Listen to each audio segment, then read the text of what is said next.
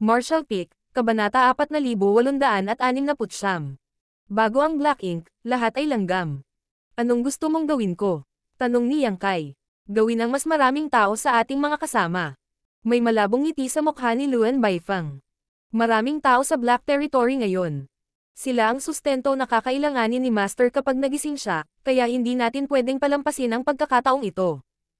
Magalang na sumagot si Yang Kai. Karangalan kong tulungan si Master. Alis na. Maghihintay ako. Ikinaway ni Luan Baifeng ang kanyang kamay. Noon ay sumugod si Yang Kai patungo sa inner region ng Black Territory habang iniisip kung paano niya haharapin ang sitwasyong ito bilang isang Black Ink disciple. Hindi pa dumarating ang mga makapangyarihang cultivator mula sa Cave Heavens and Paradises, kaya kailangan niyang tiyakin na hindi maaalerto si Luan Baifeng. Gayunpaman, ang kanyang kahilingan na gawing mas maraming tao ang kanyang mga kasama ay naglagay sa kanya sa isang mahigpit na lugar. Mayroon nga talagang Black Ink essence sa kanyang katawan na maaaring gamitin para gawing Black Ink disciples ang mga tao, at ginawa niya iyon kay Yuan Tongguang dati. Gayunpaman, wala siyang pagpipilian kundi gawin iyon sa oras na iyon habang pinagmamasdan siya ni Luan Baifeng. Ngayong hiniling sa kanya ni Luan Baifeng na gawin ito muli, tiyak na hindi gugustuhin ni Yang Kai na obligado. Gayunpaman, kung siya ay hindi kailanman gumawa ng isang hakbang, ang kanyang kawalan ng pagkilos ay malalantad maaga o huli. Paano niya ipapaliwanag ang kanyang sarili sa kanya noon? Ang isa pang bagay na nag-aalala sa kanya ay ang Black Ink Clansman na nakulong sa kailaliman ng Black Prison.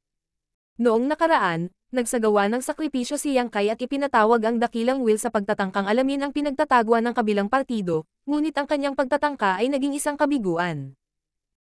Gayunpaman, malinaw na naramdaman niya ang presensya at lakas ng kamalayan. Katulad nito, malamang na nakita rin ng kabilang partido ang kanyang presensya. Kung ang may-ari ng kamalayan ay isang Black Ink Clansman na nakulong sa Black Prison, siya ay nasa isang mapanganib na sitwasyon.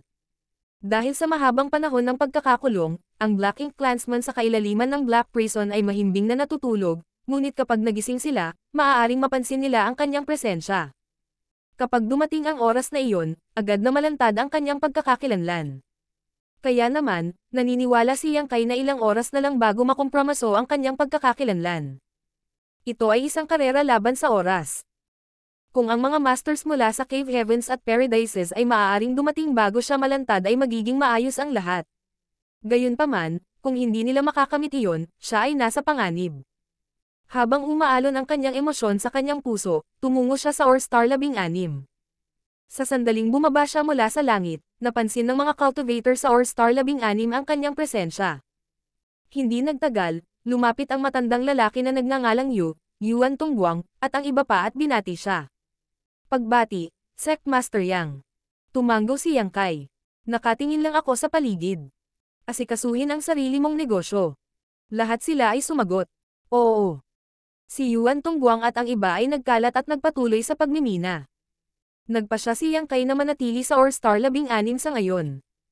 Bagamat siya ay nasa panganib na may hayag ang kanyang pagkakakilanlan, hindi siya handa na gawing mga Black Ink disciples ang mas maraming tao. Maaari lamang niyang ipagdasal na ang Cave Heavens at Paradise ay dumating ng mas maaga.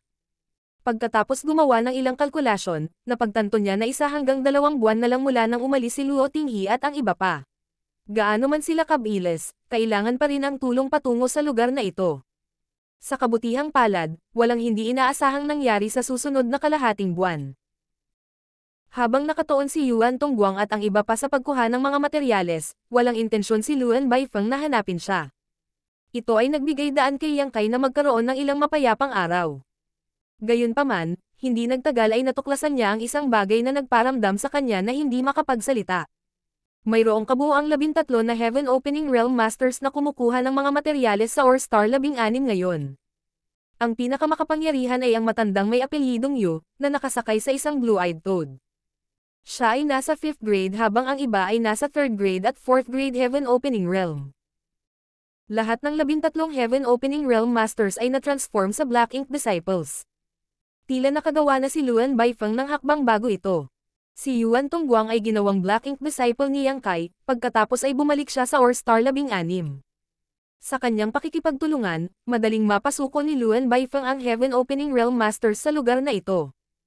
Hindi na mahalaga kung doon natapos ang lahat, ngunit 20 araw pagkatapos dumating ni Yang Kai sa Orstar 16, biglang nagtipon si Yuan Tongguang at ang iba pa, na kumukuha ng mga materyales.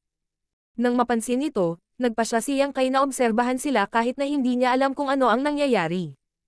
Hindi niya itinago ang kanyang figure. Kahit na alam ng mga Black Ink disciples ang presensya niya, wala silang sinabi. Sa pangunguna ni Yuan Tongguang, hinubad nila ang kanilang space rings at ipinasa ito sa matandang may apelyidong Yu. Tahimik na kinuha ng huli ang mga singsing na may tame time na ekspresyon. Itatago mo ang mga singsing na ito. Tinitigan ni Yuan Tongguang ang matandang lalaki na pinangalan ng Yu at sinabi. Tumango ang matanda. Huwag kang mag-alala. Mauna na kayong lahat. Malapit na kayong samahan ng Old Master na ito. Idiniin ni Yuan Tongguang at ng iba pa ang kanilang mga kamay sa kanilang dibdib. Black Ink Eternal. Sumagot ang matandang may apelyidong Yu. Black Ink Eternal. Sa susunod na sandali, 12 Heaven Opening Realm Masters ang bumaril sa kalangitan at naging mga sinag ng liwanag. Nagpakita ng madilim na ekspresyon si Yang Kai habang may haka-haka siya tungkol sa kung ano ang nangyayari. Lumapit siya sa matandang nagngangalang Yu at tumabi sa kanya bago tumingin sa direksyon na iniwan ni Yuan Tongguang at ng iba pa. Bago ang Black Ink, lahat ay langgam. Biglang sabi ng matandang may apelyidong Yu. May pananabik na ekspresyon sa kanyang mukha, na parang sabik na sabik siyang tumakbo kay Yuan Tongguang at sa iba pa. Malapit na silang maging isa kay Master at mabubuhay ng walang hanggan. Isa itong karangalan na hinahangad nating lahat. Ang haka-haka ni Yang Kai ay agad na napatunayang tama. May isang bagay na na-curious siya. Sino ang nag-utos sa iyo? Tanong niya.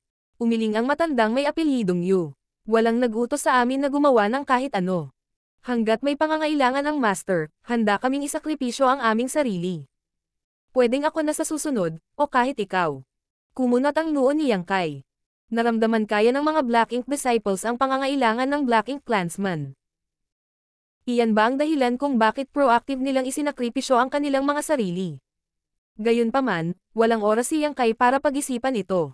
Matagal na siyang naghihintay, at ayaw niyang ilantad ang kanyang sarili ng ganoon kaga. Ngunit dumating ang mga bagay-bagay na wala na siyang magagawa kundi ang kumilos. Una sa lahat, siya ang nagpabago kay Yuan Tongguang sa isang Black Ink disciple. Kung magpakamatay ang huli dahil doon, si Yang Kai ang mamamatay tao.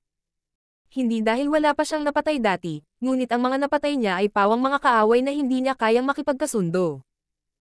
Si Yang Kai ay hindi pa nakapatay ng inosente noon, kaya hindi niya gustong makitang mamatay si Yuan Tongguang. Pangalawa, ang Black Ink clansman na nakulong sa kailaliman ng Black Prison ay nanirahan sa World Force.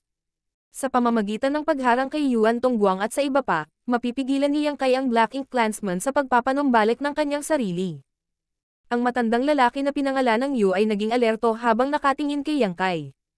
Hindi mo ba naramdaman? Ngumiti si Yang Kai sa kanya, ipinakita ang kanyang mga ngipin na puti niebe. Habang nalilito ang matandang may apelyidong Yu, ang ilusyon na multo ng miniature universe ay lumitaw sa likod ni Yang Kai at nilamon ang matanda na parang isang ominous beast. Ang miniature universe ng high-grade Heaven Opening Realm Masters ay nagkatotoo, kaya maaari nilang tanggapin ang mga buhay na nilalang, kabilang ang Heaven Opening Realm Masters ng mga mas mababang grado. Kahit na si Yang Kai ay hindi pa high-grade Heaven Opening Realm Master, ang kanyang miniature universe ay nagkatotoo na. Bilang 6th grade Heaven Opening Realm Master, nagawa niyang panatilihin ang matandang lalaki na may apelyidong Yu, na isang 5th grade Heaven Opening Realm Master, sa loob ng kanyang miniature universe hanggat maaari niyang ilabas ang isang pagsabog ng puwersa ng kabilang partido. Hindi makalaban. Sa sinabi niyan, magkakaroon ng panganib na dapat tiisin ni Yang Kai para mapanatili ang kabilang partido sa loob ng kanyang miniature universe. Hindi naman talaga ito issue para kay Yang Kai. Halos kaparehas na siya ng 7th grade Heaven Opening Realm Master ngayon, kaya bago magkaroon ng oras na mag-react ang matandang lalaki na may apelyidong Yu, siya ay nasakop at inilipat sa miniature universe ni Yang Kai. Sa susunod na sandali, siya ay nilamon ng isang mahigpit na kapangyarihan at naging ugat sa lugar, na tila siya ay tinamaan ng isang binding secret technique. Hindi man lang siya makagalaw ng kalamnan. Sa 7-star sect, pinapakain ni Shuyi ang golden carp na nakakuha ng dragon vein pagkatapos inumin ang dragon blood ni Yang Kai nang biglang umikot ang mundo sa paligid niya. Nang gumaling siya, napagtanto niyang nasa hindi pamilyar na lugar siya. May isang pandak at kulubot na matanda na lumitaw na nakagapos doon. Sa tabi ng matanda ay nakatayo ang isang blue-eyed toad na kasing taas ng 3 palapag na gusali. Isang gurgling sound ang narinig na nagmumula sa lalamunan nito, at ang pustules sa figure nito ay naglabas ng nakakalason na aura. Napatulala si Shuyi sa nakita. Naramdaman niya ang hindi maisip na pagbabago ng enerhiya na nagmumula sa matanda at sa blue-eyed toad. Noong nakaraan, inakala niya na ang Emperor Realm Masters ang pinakamakapangyarihang cultivator sa mundo, ngunit kahit sila ay tila hindi gaano mahalaga kumpara sa pares na nasa harapan niya. Naramdaman lang niya ang parehong uri ng nakakatakot na aura mula sa kanyang Hanord Master noon. Bago niya malaman kung ano ang nangyayari, narinig ni Shuyi ang kanyang Hanord Master na nagsasalita sa kanya. Bantayan mo siya. Tawagan mo ako kaagad kapag may nangyari. Oo, mabilis na sumagot si Shuyi. Hindi na siya natarante nang marinig ang boses ng kanyang Hanord Master. Kasama ang kanyang Hanord Master, wala siyang dapat ikatakot. Samantala, namanipula na niyang kay ang Space Principles para habulin ang grupong kakaalis lang. Pagkaraan ng ilang sandali, nakita niya si Yuan Tongguang at ang iba pa at direktang binilisan ang kanyang lakad upang harangin sila. Ang Black Ink Disciple na ito ay lumitaw na nagulat at si Yuan Tongguang ay nagkusa na magtanong. Ano ang mali, Sect Master Yang? Wala. Nandito lang ako para iligtas ang buhay mo. Walang imot na sagot ni Yang Kai. Sa susunod na sandali, nabangga niya ang mga Black Ink Disciples na ito habang ang kanyang miniature universe ay lumawak at nilamon silang lahat. Sa kabilang banda, si Shuyi ay nakatitig sa matandang lalaki na may apelyidong Yu. Nang mapagtanto na hindi talaga makagalaw ng kalamnan ang matanda, itinoon niya ang atensyon sa blue-eyed toad. Hindi pa siya nakakita ng ganitong kahindek-hindek na monster beast. Ang gintong carp na sinabihan siyang alagaan ay higit na nakalulugod sa mata kaysa sa blue-eyed toad na ito. Noon lang, nasulyapan niya ang ilang tao na biglang sumulpot, at katulad ng pandak na matanda, lahat sila ay hindi kumikibo. Mabilis na lumayo si Shuyi sa kanila habang iniisip niya kung ano ang ginagawa ng kanyang Hanord Master. Ito ay maliwanag na ang kanyang Hanord Master ay nahuli at ginawa silang hindi matinag, ngunit ano ang kanyang dahilan para gawin ito? Noong nakaraan, hindi sana naligtas ni Yang Kai ang buhay ng mga Black Ink Disciples. Kapag may na-invade ng Black Ink Strength, walang paraan na maliligtas sila. Iyon ang matibay na paniniwalang itinanam sa kanya ng mga mula sa Langya Paradise. Iyan din ang ginawa ng mga taga-Langya Paradise. Ang mga 6th grade Heaven Opening Realm Masters, na may pambihirang kakayahan at may hawak na mahahalagang posisyon sa Langya Paradise, ay pinatay lahat. Maging si Gulinger, na sikat sa mga disipulo at elder, ay hindi nakaligtas. Si Yuan Do at lahat ng iba pang Black Ink Disciples ay hinatulan ng kamatayan sa sandaling sila ay natuklasan. Gayunpaman, gustong iligtas ni Yang Kai ang mga Black Ink Disciples na ito ngayon. Kasabay nito, kailangan niyang i-verify ang isang haka-haka na mayroon siya. Magbabago ng husto ang ugali ng isang cultivator pagkatapos nilang maging Black Ink Disciple, ngunit hindi iyon ang kanilang tunay na pagkatao. Kung napatunayang tama ang kanyang haka-haka, nangangahulugan ito na hindi imposibleng iligtas ang mga Black Ink Disciples na ito. Magiging magandang balita iyon para sa buong sansinukob. Marshall Pick, Kabanata 4870. Dumating na ang oras. Muli, dumating si Yang Kai sa gitna ng Black Prison kung saan nakakulong ang Black Ink Clansman. Napakaraming Black Ink Disciples ang nakakalat sa All-Stars, at wala siyang ideya kung sino sa mga Black Ink Disciples na iyon ang lalapit upang isakripisyo ang kanilang mga sarili, kaya nagpasya siyang hintayin na lang ang kanilang pagdating dito. Sa tulong ng Demon Eye of Annihilation, malinaw pa ring nakita ni Yang Kai ang nakatagong panganib sa lugar na ito. Ang sentro ng Super Array ang pinaka-nakakatakot. Kahit malakas siya, hindi siya maglalakas loob na sumakay sa hanay nito. Ang kakaibang lakas na nagmula sa Super Array ay lubhang marahas sa lugar na ito. Kung hindi dahil may World Spring si Yang Kai para protektahan ang kanyang miniature universe, hindi siya makakatagal dito. Bago pa man siya makarating sa lugar na ito, naubos na sana ang pamana ng kanyang miniature universe. Ang dahilan kung bakit ligtas na nakarating ang mga Black Ink Disciples sa lugar na ito ay dahil mayroon silang proteksyon ng Black Ink Strength. Gayunpaman, may isang bagay na nakapagtataka kay Yang Kai. Paano iniiwasan ng mga Black Ink Disciples ang mga Spirit Array na malawak na naruroon sa Black Territory? Sa lugar na ito, mayroong isang Super Array na binubuo ng hindi mabilang na Spirit Arrays at or Stars na ginamit upang ikulong ang Black Ink Clansman. Saan man sa Black Territory ay potensyal na mapanganib. Ang dahilan kung bakit napunta si Yang Kai dito ay dahil ang kanyang Demon Eye of Annihilation ay nakakakita sa lahat ng ilusyon sa mundo. Maaaring hindi niya makita ang kahangalan ng mga Spirit Array na iyon, ngunit sa tulong ng Demon Eye of Annihilation, mahahanap niya ang mga bakas ng presensya nila kahit papaano para maiwasan niya ang mga ito. Ang mga 3rd grade at 4th grade Black Ink disciples na iyon ay halatang walang kakayahan na gawin iyon, kaya maaari lamang isipin ni Yang Kai na nagmapa si Luan Baifeng ng ligtas na ruta para makarating sila sa lugar na ito at isakripisyo ang kanilang sarili para sa Black Ink clan. Kinabukasan pagkarating ni Yang Kai sa lugar na ito, hinarang niya ang isang grupo ng 5 Black Ink disciples. Katulad ng dati niyang ginawa, inilagay niya ang mga ito sa loob ng kanyang miniature universe at pinigilan. Makalipas ang 2 hanggang 3 araw, naharang niya ang isa pang grupo ng mga Black Ink disciples. Noong una ay nais ni Yang Kai na makahanap ng isang regular na pattern, ngunit ang kanyang pagtatangka ay walang saysay. Ang dalas ng kanilang pagdating at ang bilang ng mga tao ay hindi regular. Minsan maraming tao, pero minsan kakaunti lang ang bilang. May mga pagkakataon na walang dumadating sa loob ng 5 araw na sunod-sunod, ngunit sa ibang pagkakataon, araw-araw na dumarating ang mga tao. Sa loob lamang ng isang buwan, naipasok ni Yang Kai ang higit sa 100 Heaven Opening Realm Masters sa kanyang miniature universe. Maliban sa matandang may apelyidong Yu, na isang 5th grade Heaven Opening Realm Master, ang iba ay nasa 3rd grade at 4th grade Heaven Opening Realm. Marahil sa mga Black Ink disciples, ang 5th grade Heaven Opening Realm Masters ay kailangan sa ngayon, kaya hindi sila handang isakripisyo ang mga ganoong tao.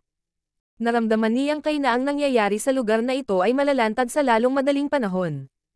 Sa katunayan, nagulat na siya na nagawa niyang manatili rito ng isang buong buwan nang hindi inaalerto si Luan Baifeng. At hindi nagtagal ay dumating ang oras na iyon.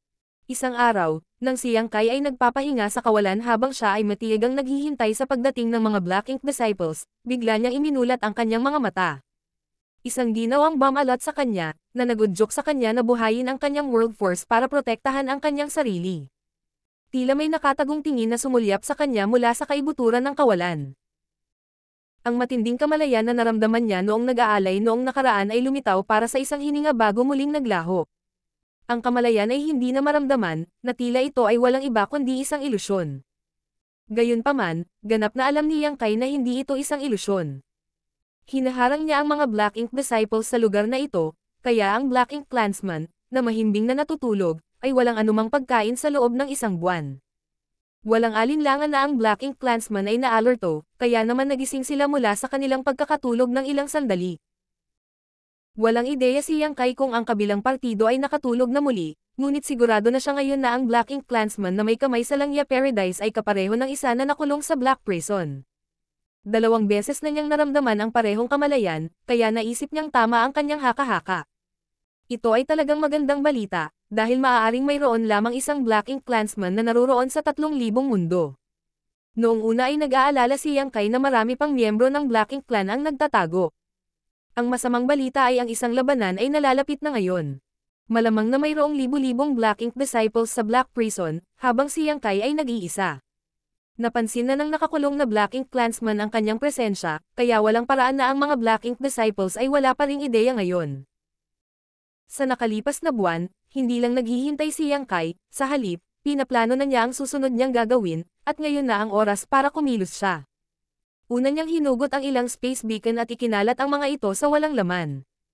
Ang maliliit na space beacon na ito ay hindi mahalata, at walang makakapansin sa kanila maliban kung hinahanap nila ang mga ito. Pagkatapos niyang maglagay ng space beacons, si Yang Kai ay sumugod patungo sa periphery ng Black Territory sa bilis ng kidlat. Gumawa siya ng round trip pagkatapos lamang ng kalahating araw, at habang humihinga siya ng malalim, nakatitig siya sa isang partikular na direksyon at naghintay. Hindi siya hinayaang maghintay ng matagal ng Black Ink disciples. Makalipas ang halos 2 araw, ilang sinag ng liwanag ang mabilis na lumapit sa kanya mula sa malayo. Sa likod ng mga sinag ng liwanag ay hindi mabilang na mga figurine na nag-navigate sa kawalan na parang mga balang. Pinaikit ni Yang Kai ang kanyang mga mata, dahil minamaliit niya ang bilis ni Luan Baifeng sa paggawa ng mas maraming tao sa Black Ink disciples.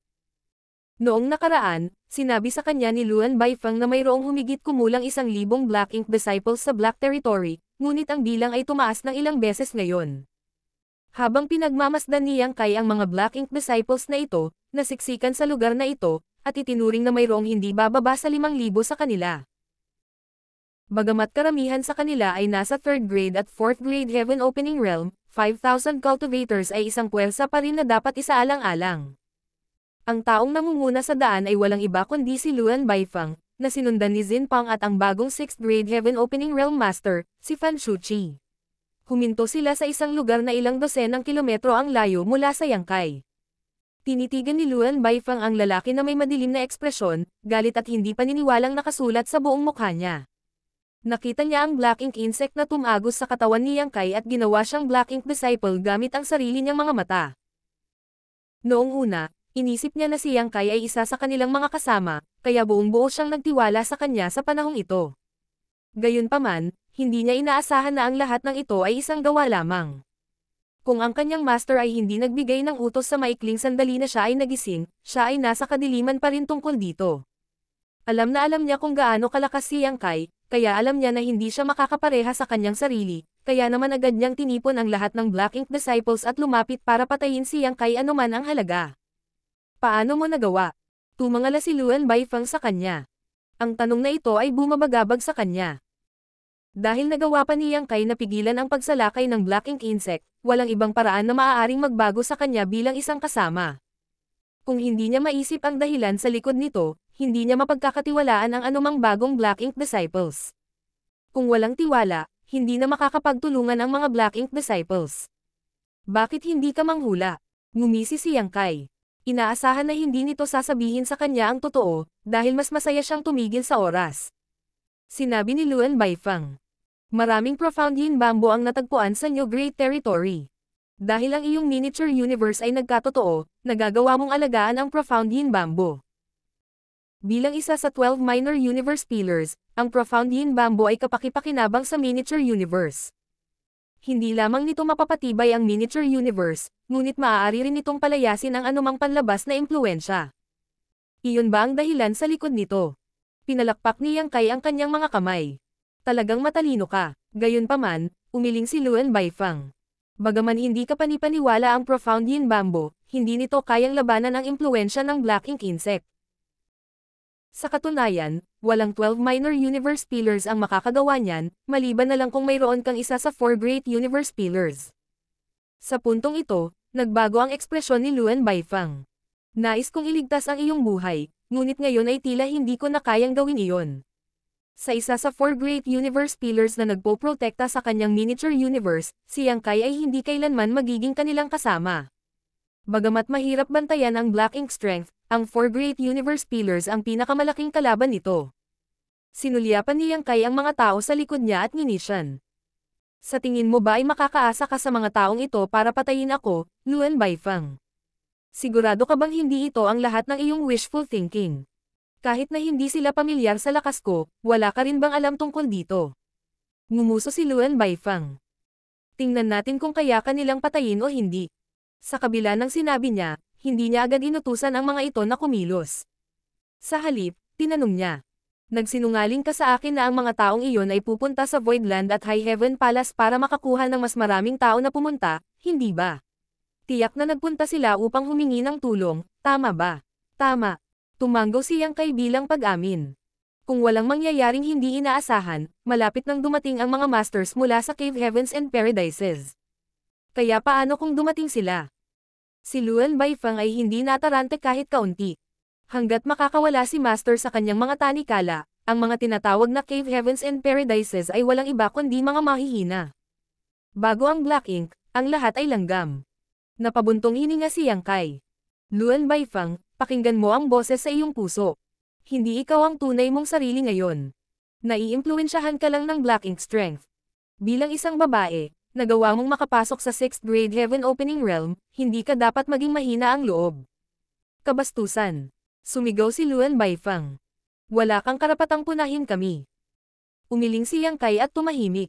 Si Luan Baifang ay dating subordinate niya, kaya gusto niyang subukang hikayatin siya. Gayunpaman, alam niya na pagkatapos niyang salakayin ng Black Ink Strength, walang paraan na magbago ang isip niya. Mayroon akong isang tanong, ngunit. Sumimangot si Luan Baifang. Sana sagutin mo ito. Sige lang. Tumanggo si Yangkay. Sa tingin ko ngayon ay naghanda ka ng husto bago pumunta sa Black Territory. Alam mo na ba ang sitwasyon dito? Maaari mong sabihin iyon. Paano mo nalaman? Mukhang nalilito si Luan Baifang. Napayuko si Yangkay saglit bago sumagot. Akala ko patay na kayo ni Zinpang. Habang nagsasalita siya, Tinawag niya ang loyalty list at binuksan ang mga pahina kung saan dapat nakalagay ang mga pangalan nila. Biglang nawala ang mga pangalan mo. Naduraj ang puso ko, kaya nagpa siya akong pumunta sa Black Territory upang tingnan ang bagay, ngunit lumabas na kayong dalawa ay buhay pa rin at nagsisipa. Kaya naman kakaiba ang nakita ko at nagsimula akong mag-imbestiga. Namangha si Luan Baifeng dahil hindi niya inaasahan na ang sitwasyon sa Black Territory na nalantad ay may kinalaman sa loyalty list. Na nagpaliwanag sa lahat. Lumapit si Yang Kai upang alamin ang katotohanan sa likod ng kanilang pagkamatay, ngunit nakita niya si Xin Pang sa labas lamang ng Black Territory. Iyon ang dahilan kung bakit itinago niya ang kanyang pagkakakilanlan at sinundan si Yuan Tongguang upang pumasok sa Black Territory at tingnan ang bagay. Hanggang sa gumamit si Luan Baifeng ng Black Ink Insect para harapin si Yang Kai na ang lahat ng kanyang mga haka-haka ay napatunayan. Ang kapalaran ay talagang hindi mahuhulaan. Nasira ang plano namin. Napabuntong hininga si Luan Baifeng. Kung ang sitwasyon sa Black Territory ay hindi pa nalantad sa lalong madaling panahon, maaari siyang gumawa ng paraan upang matulungan ang kanyang master na makawala sa kanyang kulungan. Gayunpaman, wala nang tiyak ngayon.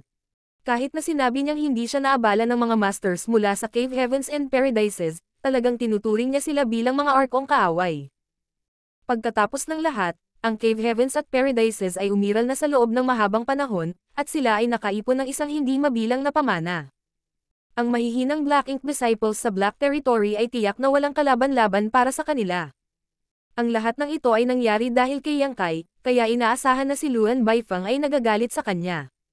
Marshall Peak, Kabanata 4871. Isang tao ang humaharang sa daan. Nang malaman ang katotohanan, hindi na nag-atubili pa si Luan Baifeng habang ikinakaway niya ang kanyang kamay at nagutos. Patayin siya. Ang mga Black Ink disciple ay naghihintay sa sandaling ito. Matapos matanggap ang utos, inactivate nila ang kanilang divine abilities at secret techniques at inilunsad ang mga ito sa Yang Kai. Ang mga ilaw ng iba't ibang kulay ay dumaloy patungo kay Yang Kai. Ang kariktan ay makakasilo sa mata ng sinuman. Gayunpaman, ang kahangahangang tanawin ay nagdala ng walang katapusang hangarin na pumatay. Si Yang Kai ay hindi ordinaryong 6th grade Heaven Opening Realm Master. Bukod dito, siya ay isang dalubhasa sa Dao of Space na may hindi kapani-paniwalang kadaliang kumilos. Sa makatuwid, hindi hahayaan ni Luan Baifeng na direktang makipag-usap sa kanya ang mga Black Ink disciples na iyon. Sa harap ng isang tulad ni Yang Kai, itong 3rd grade, 4th grade at 5th grade Black Ink disciples ay walang pinagkaiba sa mga langgam. Dahil sa sinabi nito, sapat na mga langgam ang makakapatay ng isang elepante. Ang mga secret technique at mga divine abilities ay na-activate ng libu-libong tao ay nabuo sa isang napakalaking torrent. Kahit na ang isang 7th grade Heaven Opening Realm Master ay kailangang iwasan ito. Gayunpaman, mukhang walang intensyon si Yang Kai na umiwas. Sa isang mataimtim na ekspresyon, ibinaba niya ang kanyang kinatatayuan at pinaandar ang kanyang wood element power, pagkatapos ay lumitaw sa kanyang likuran ang isang dambuhalang puno na may makapal na dahon. Napakalaki ng puno na tila kayang takpan ang buong kalangitan. Ang hugis payong na korona ng puno ay naging pinakamatatag na depensa at pinoprotektahan si Yang Kai sa loob. Isang mayamang sigla ang lumabas mula sa sinaunang puno. Ang Divine Manifestation, Towering Evergreen, ay nagligtas kay Yang Kai mula sa hindi mabilang na mapanganib na mga sitwasyon noon. Ang Divine Manifestation ay na-activate sa pamamagitan ng kanyang wood element power na nagmula sa asensya ng Immortal Tree. Hindi lamang ito nagkaroon ng hindi kapani-paniwalang kapangyarihan sa pagpapagaling, ngunit mayroon din itong hindi maisip na matatag na depensa. Ito ang pinakamahusay na defensive secret technique na magagamit ni Yang Kai. Si Yang Kai ay palaging may ideya tungkol sa grado ng Immortal Tree.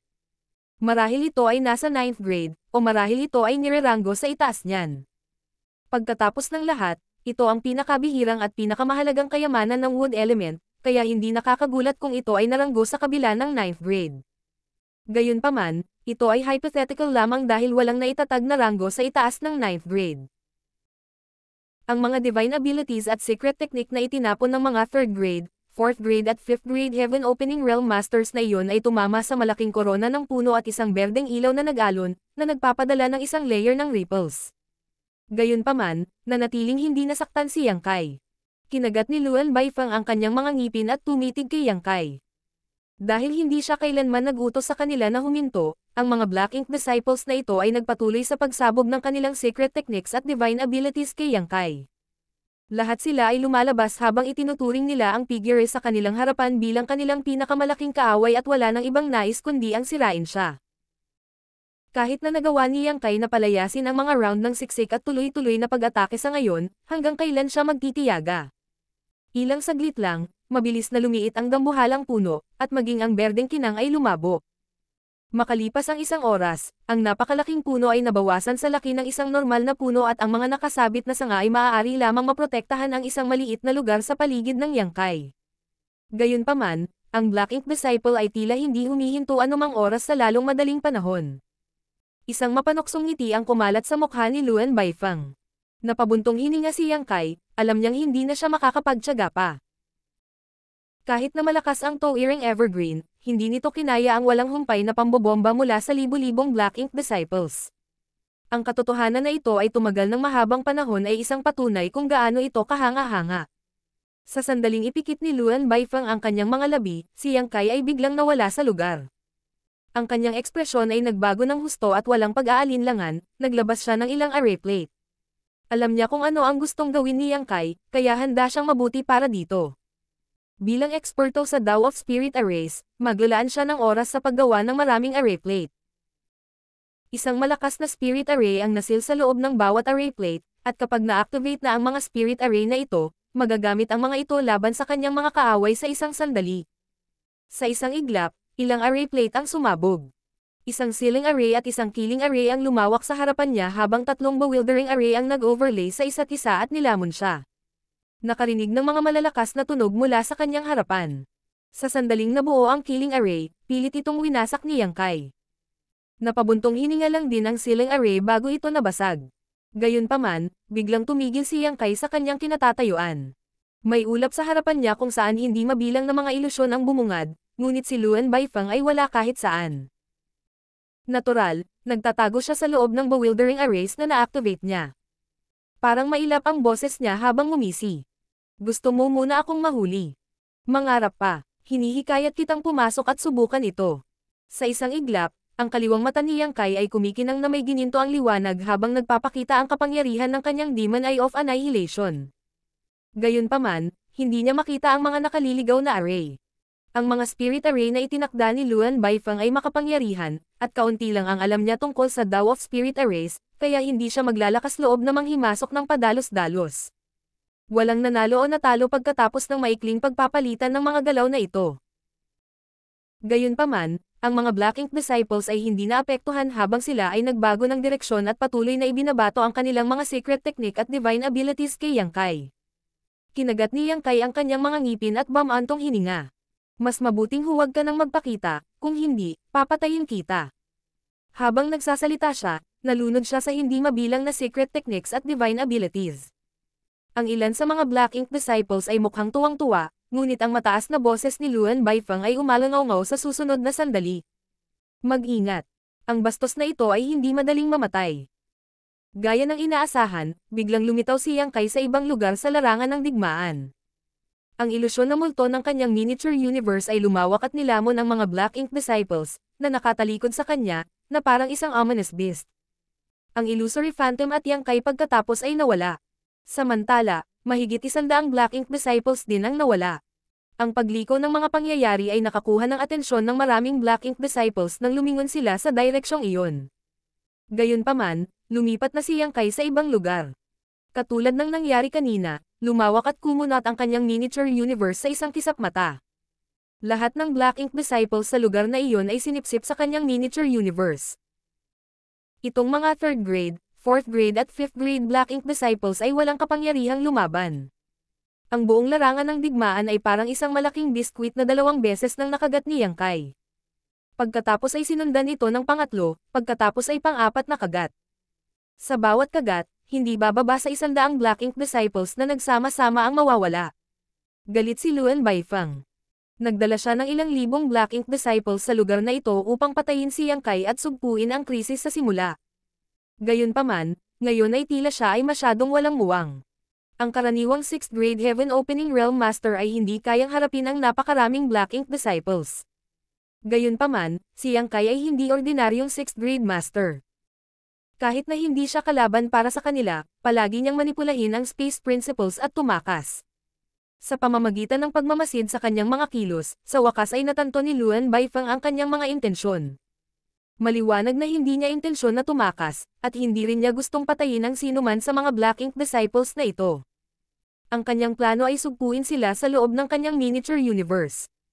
Alam ni Luan Baifeng kung ano ang kanyang pinag-iingat, kaya hindi nagtagal ay nakaisip siya ng ideya.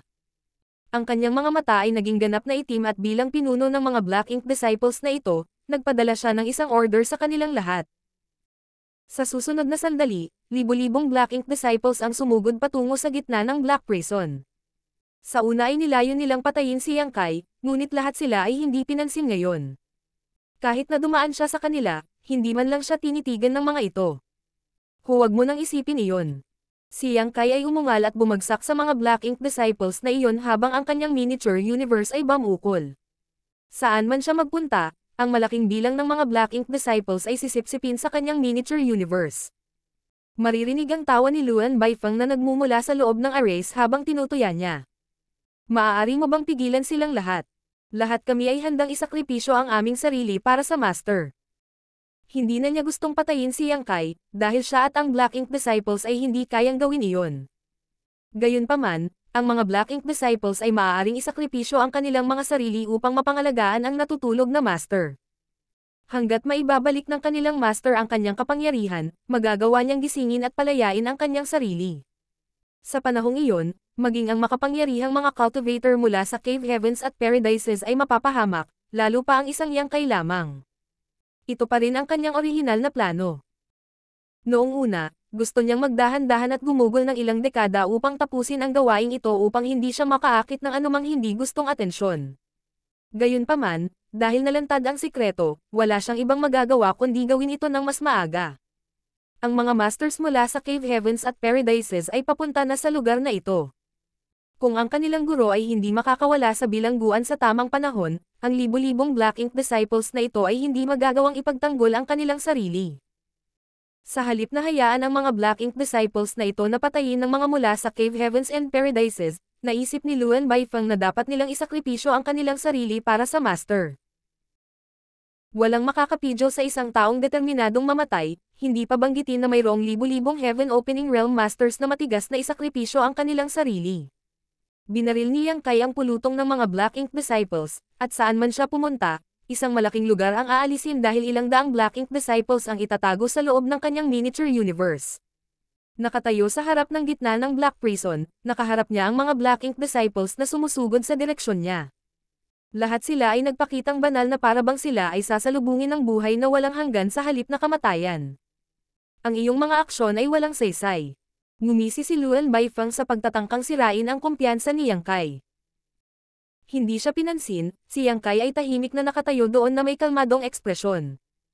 Nang ang unang batch ng Black Ink disciples ay dumating sa isang kritikal na punto, si Yang Kai ay biglang nagsagawa ng ilang mga handsil at pinalakas ang kanyang kapangyarihan. Isa aktibo. Isang tuldok ng itim na liwanag ang biglang sumabog at lumawak sa isang itim na butas na tila kaya nitong lumunin ang lahat ng bagay na umiiral.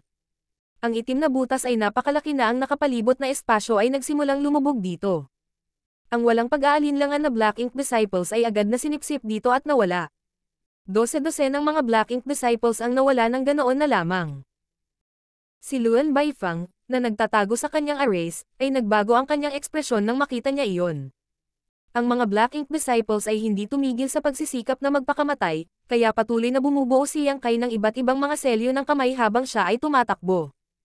Habang itinatago niya ang mga Black Ink disciples na ito sa loob ng kanyang miniature universe at pinigilan ang mga ito, na-activate niya ang trick na naset up niya kanina. Parami ng parami ang mga black hole na sumabog habang sinisipsip nila ang mga Black Ink disciples na ito sa kanila. Pagkaraan ng isang patpat ng insenso, wala pa rin ni isang Black Ink disciples na nakalampas sa hindi nakikitang hangganan. Lahat sila ay iniiwasan ni Yang Kai, kaya't ni isang katiting na pagkain ay hindi na ibigay sa Black Ink clansman. Sa wakas ay tumigil ang mga Black Ink disciples at tahimik na tumayo roon habang malamig silang nakatitig kay Yang Kai. Parang nakanganga si Luan Baifeng kay Yang Kai sa pamamagitan ng mga Black Ink disciples na ito. Sa wakas ay napagtanto niya ang ginawa ni Yang Kai nang makita niya ang mas malaking bilang ng mga space beacon na lumulutang sa kawalan. Saan mo sila pinadala? Tanong niya. Napangiti si Yang Kai.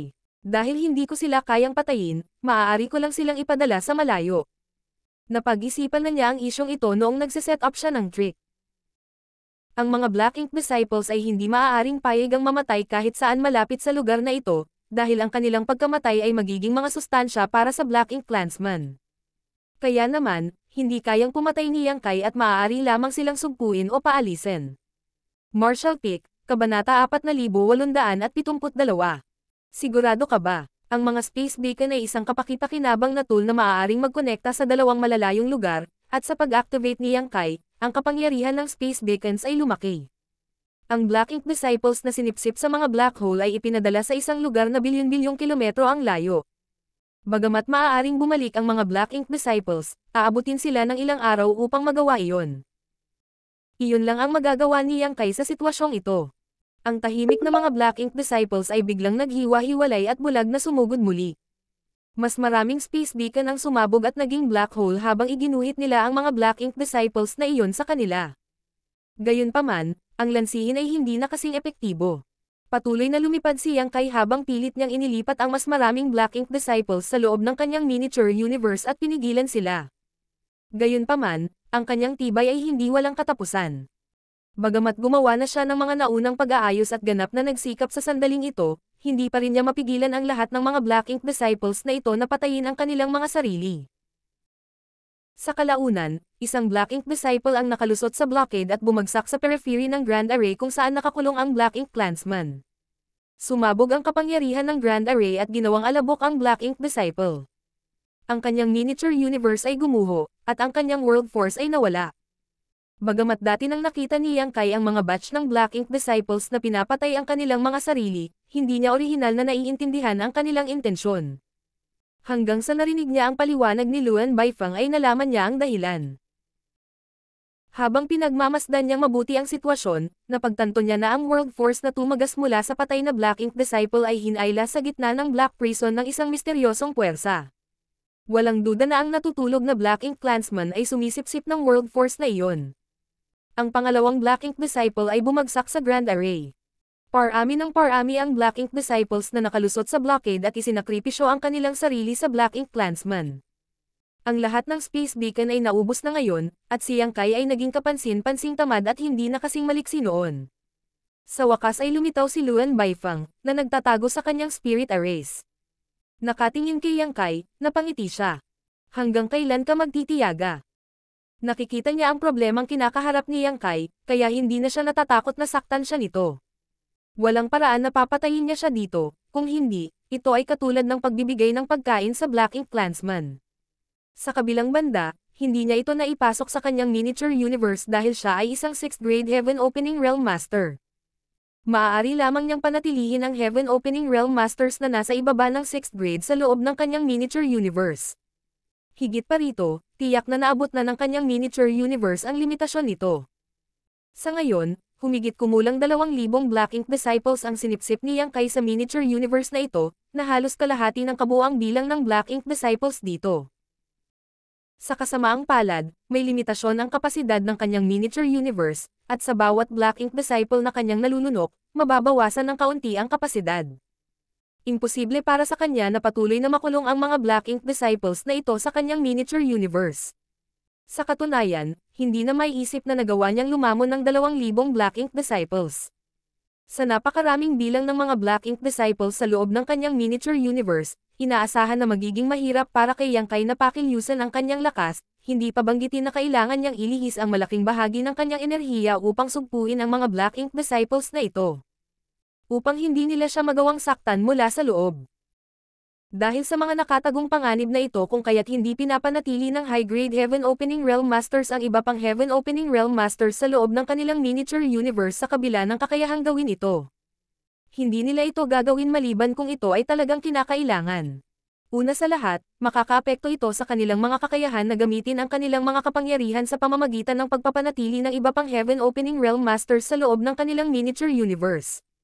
Pangalawa, kung ang ilang mga taong may masamang hangarin ay gumawa ng hakbang sa loob ng kanilang miniature universe, sila ay mahaharap sa malaking panganib. Ngayon, naabot na ni Yang Kai ang kanyang limitasyon. Ang katotohanang nalampasan siya ng mga Black Ink Disciples at ang kanyang Catamaran ay ang pinakamagandang patunay. Isang pakiramdam ng pag-aalinlangan ang sumilay sa mga mata ni Luan Baifeng habang iniisip niya kung dapat niyang samantalahin ang pagkakataong ito at patayin si Yang Kai. Ngayon, hindi niya magawang ganap na buhayin ang kanyang kapangyarihan. Marahil ay maaari lamang niyang gamitin ang kalahati ng kanyang lakas, kaya ito ay isang magandang pagkakataon. Gayunpaman, hindi nagtagal ay binitawan niya ang mapang-akit na ideyang iyon. Bagamat mahalaga ang pagpatay kay Yang Kai, kailangan niyang tulungan ang kanyang master na maibalik ang kanyang kapangyarihan sa lalong madaling panahon. Hanggat magising ang master, hindi na maglalagay si Yang Kai ng anumang banta sa kanila. Bilang pinuno ng mga Black Ink Disciples na ito, pinaandar ni Luan Baifeng ang kanyang divine sense at hinimok ang lahat ng iba pa na mabaliw na sumulong. Hindi na sila naabala sa presensya ni Yang Kai. Napabuntong hininga si Yang Kai at nag-handsail gamit ang isang kamay. Sa sumunod na sandali, umikot sa paligid niya ang kapangyarihan ng isang divine spirit. Naninikip ang dibdib ni Luan Baifeng nang bigla siyang nakaramdam ng masamang pakiramdam. Dragon Transformation. Sa sandaling umungol si Yang Kai, isang dragon roar ang narinig na umalangaw-ngaw sa kawalan. Isang malaking golden dragon head ang lumitaw sa likuran niya at isang mayamang dragon pressure ang naganap at nilamon ang nakapalibot na espasyo. Walang tigil, ang ulo ng dragon ay bumulusok sa kanyang katawan at nawala. Sa susunod na saglit, sunod-sunod na tunog ng pag-crack ang narinig mula sa katawan ni Yang Kai at maya-maya ay isang napakalaking nilalang ang dumating sa paningin ng Black Ink Disciples. Isa itong Golden Great Dragon. Ang dragon ay natatakpan ng makapal na kaliskis at may dalawang nakakatakot na sungay ng dragon sa kanyang noo. Ang kanyang dragon claws ay makikitang kumikislap na may malamig na liwanag, at ang balbas sa ilalim ng kanyang baba ay makikitang pumapagaspas sa di umiiral na hangin. Ang kanyang malalaking mata ay parang dalawang araw na nakasisilaw sa mata ng lahat. Ang 20,000 metrong figure ni Yang Kai ay nakahover sa kawalan, na parang nagmamarka ng hangganan sa pagitan ng buhay o kamatayan. Pinaikit ni Luan Baifeng ang kanyang mga mata. Alam niya na si Yang Kai ay may kadugo na Dragon Clan, at napakadalisay. Bukod pa rito, nakita na niya ito dati na ginagamit ang kanyang Dragon Transformation. Gayunpaman, nangyari iyon ilang daang taon na ang nakalilipas at pagkatapos gamitin ang kanyang secret technique, nag-transform lang siya sa 3,000 meters half dragon. Lumipas ang ilang daang taon, at ngayon ay isang 20,000 metrong Great Dragon ang nakatayo sa kanyang harapan. Ang isang nakakatakot na dragon pressure ay tila na material dahil ang lahat ng mga Black Ink Disciples ay natulala sa kinatatayuan. Bilang pinuno ng lahat ng Divine Spirits, ang presensya ng Dragon Clan ay natural na nakakatakot sa lahat ng iba pang nabubuhay na nilalang. Hindi ito magbabago kahit na sila ay naging Black Ink Disciples. Gayunpaman, hindi nagtagal ay natauhan si Luan Baifeng. Naapektuhan ang kapangyarihan ni Yang Kai dahil nakalunok siya ng napakaraming Black Ink Disciples, kaya wala siyang pagpipilian kundi mag-transform bilang isang Great Dragon sa pagtatangkang harapin ang napakaraming Black Ink Disciples. Ito ay talagang magandang balita para sa kanila. Huwag niyo siyang pansinin. Ang ating buhay ay para sa ikaluluwalhati ng ating master. Sumigaw si Luan Baifeng. Muling bumaril ang mga Black Ink Disciples.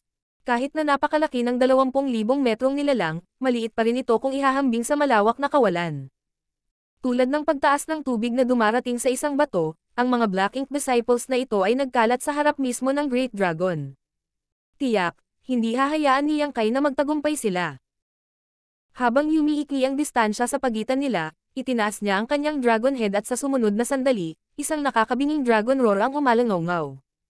Ang dragon roar na ito ay talagang isang chant sa abstruse dragon language, isa sa mga secret technique na natatangi sa Dragon Clan.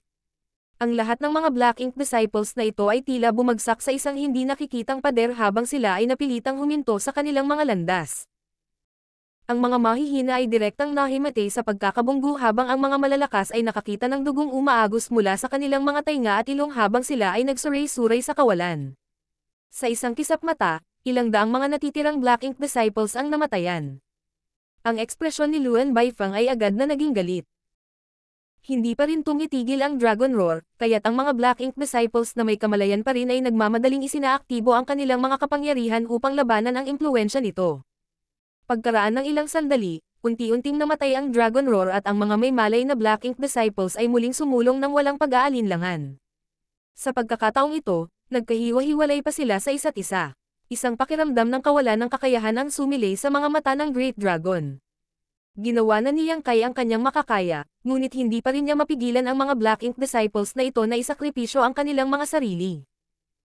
Maaari lamang niyang ipagpatuloy ang pagsisikap na pigilan sila at hayaan ang langit na magpasya sa kanilang kapalaran. Habang umaalon-alon ang Space Principles, ginamit niya ang Near Distant Horizon at naging dahilan upang lumiko ang Void. Matapos ang mga Black Ink disciples na ito ay lumunin sa Near Distant Horizon, hindi na sila nakamove forward kahit na sila ay tila nangunguna. Ang Great Dragon ay sumugod pasulong habang iniinda niya ang kanyang Dragon Tail at hawak ang kanyang Dragon Claws.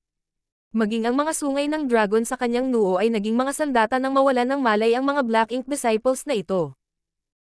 Hindi mangangahas si Yang Kai na patayin sila, dahil ang sinumang patay na Black Ink disciple ay tutulong na maibalik ang kapangyarihan ng Black Ink Clansman. Kahit na maraming Black Ink disciples ang namatayan, mas marami sa kanila ang nakalusot sa kanyang blockade at bumagsak sa Grand Array. Pagkatapos ng 1 o 2 araw ng matinding labanan, mahigit 1,000 Black Ink disciples ang na-knockout ni Yang Kai habang ilang daang tao ang dumaan sa kanya at napatay ang kanilang mga sarili. Dahil dito nadama ni Yang Kai na walang magawa. Ngayon, nahaharap siya sa isang mas mahirap na sitwasyon. Ang mga Black Ink disciples na inilipat ng kanyang mga space beacon ay malapit nang bumalik, na nangangahulugan ng hindi bababa sa 1,000 higit pang mga kaaway na haharapin.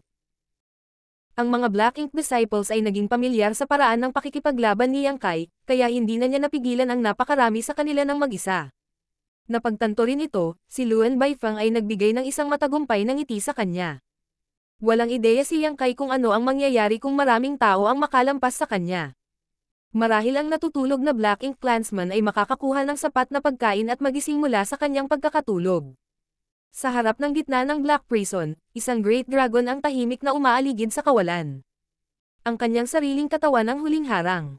Sa isang lugar na hindi kalayuan sa kanya, si Luan Baifeng ay bumubulong ng isang kanta dahil siya ay tila nasa mabuting kalagayan. Bukod sa kanilang dalawa, ang walang malay na Black Ink disciples ay nakakalat sa kawalan. Tinangka ni Luan Baifeng na hikayatin siya sa pamamagitan ng pagsasabing, "Sapat na hindi ka panipaniwala na nakamit mo ang lahat ng ito ng mag-isa, Yang Kai. Sumuko ka na, hindi pa huli ang lahat para magpasakop kay Master." Umiling ang Great Dragon. "Hinding-hindi ako papanig sa iyo. Sa tingin mo nasa ang panig ka? Ano ang hinahanap mo sa buhay? Ano man ang gusto mo, maibibigay ito sa iyo ni Master. Hindi niya kaya. Siguradong kaya niya." Nagsalita si Luan Baifeng sa malumanay na boses na para bang sinusuyo niya ang isang bata. "Sa tingin ko ay nasusuka ka sa buhay." "Oh, tama ka." Tinakpan ni Luan Baifeng ang kanyang mga labi at humajijek. "Kahit ako ay gustong mamatay ngayon. Pero, may lakas ka ba ng loob para patayin ako?" Habang nagsasalita siya, bigla niyang ibinaling ang kanyang ulo upang tumingin sa isang partikular na direksyon kung saan nakita ang isang sinag ng liwanag na mabilis na papalapit sa kanila. Napangiti siya. "Tingnan mo, bumalik na ang mga kasama ko habang nasa huling paka. Paano mo sila tatakasan sa pagkakataong ito?" Natahimik si Yang Kai habang mataimtim na nakatingin sa unang sinag ng liwanag na nagmumula sa malayo. Parang may mas maraming sinag ng liwanag sa likod nito. Ang ngiti ni Luan Baifeng ay naging mas maliwanag. Ang Black Ink Clan sa kalaunan ay mamamahala sa buong universo. Itigil ang pagiging matigas ang ulo, Yang Kai. Biglang naging awkward ang ekspresyon ni Yang Kai habang nagtatanong. "Sigurado ka ba dyan?